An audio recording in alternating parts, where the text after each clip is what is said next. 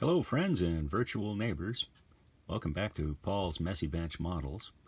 I thought I would jump in on the Big Rig group build.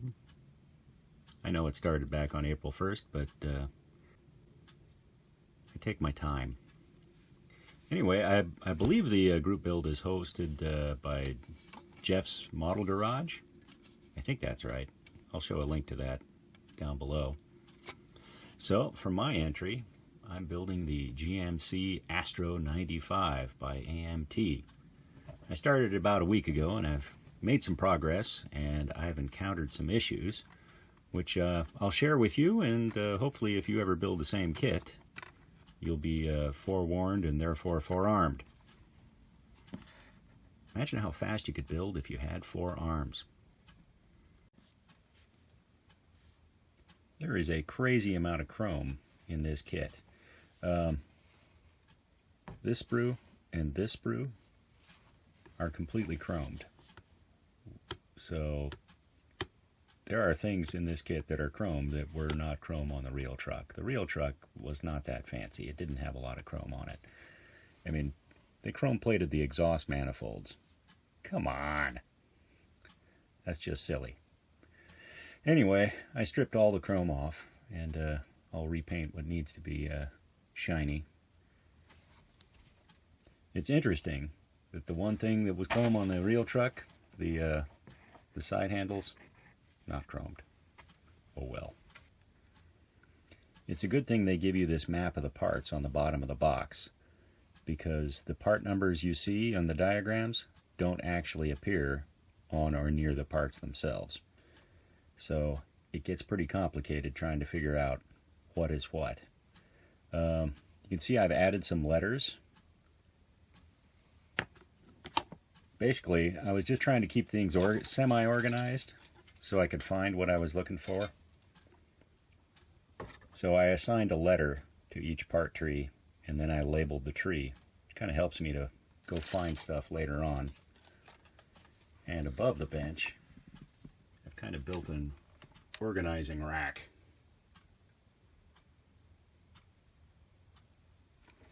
Helps me find stuff. Here's my progress on the engine so far. You can see here that the supercharger has a top and a bottom half with some raised rib detail along the sides. And when you clean up that seam, you wind up destroying the rib detail. So what I did is I added some wire to simulate the destroyed rib detail.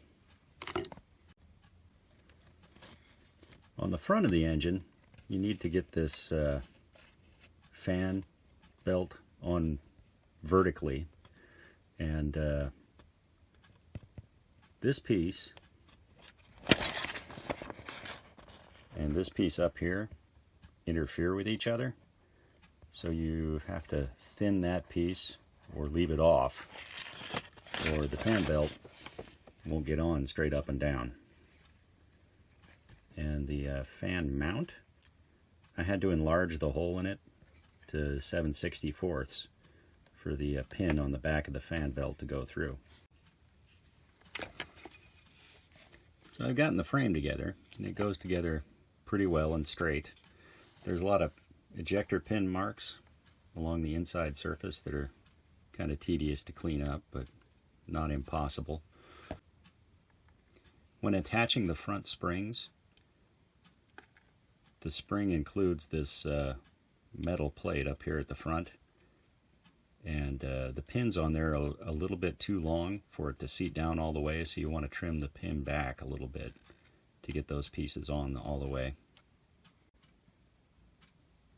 This is definitely one of those kits where you need to mock stuff up as you go along, or you're going to come across some very unpleasant surprises.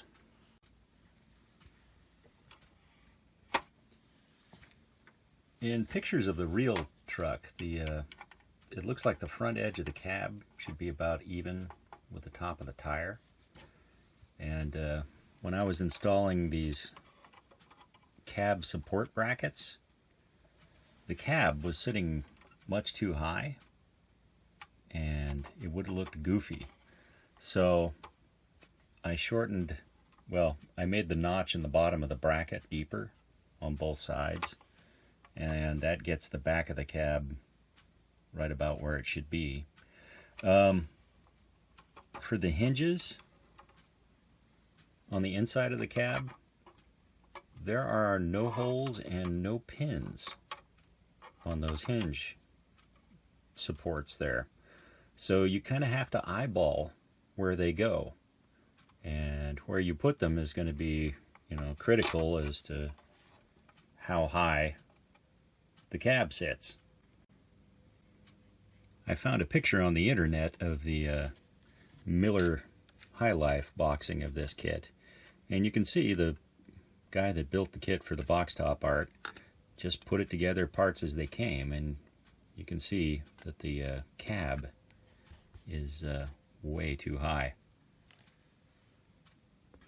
So the instructions would have you install the engine in step 6, and then the radiator and radiator fan shroud in step 7. If you do that, you're going to have a really tough time getting the radiator around the fan.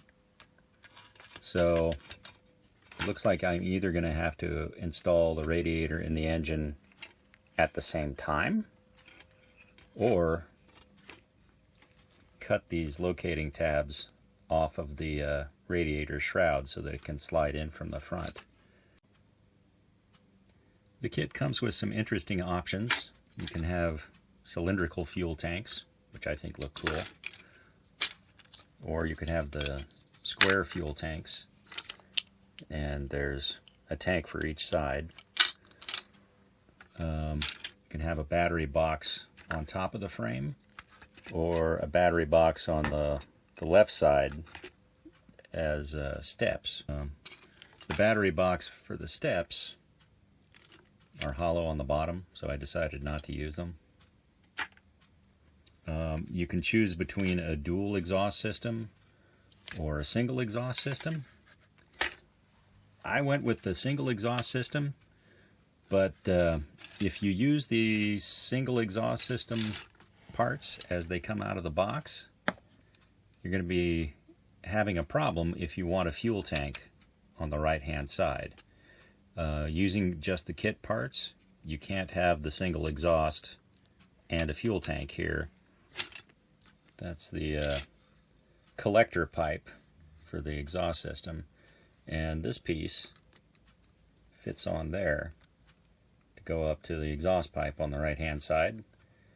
But if you have a fuel tank on the right hand side, there's obviously not room for both. So I find that looking at pictures on the internet that a single exhaust stack on the right hand side and a fuel tank on the right hand side is a pretty common combination. And in the pictures it looks like the exhaust is coming off up here above the frame. So that makes me wonder if this whole below the frame cross pipe is bogus, because it seems like one side would have a lot different back pressure than the other. So maybe on the real truck there's a exhaust crossover up here on top of the frame. I don't know. But I've got this really glued on well now. So I don't know what I'm going to do.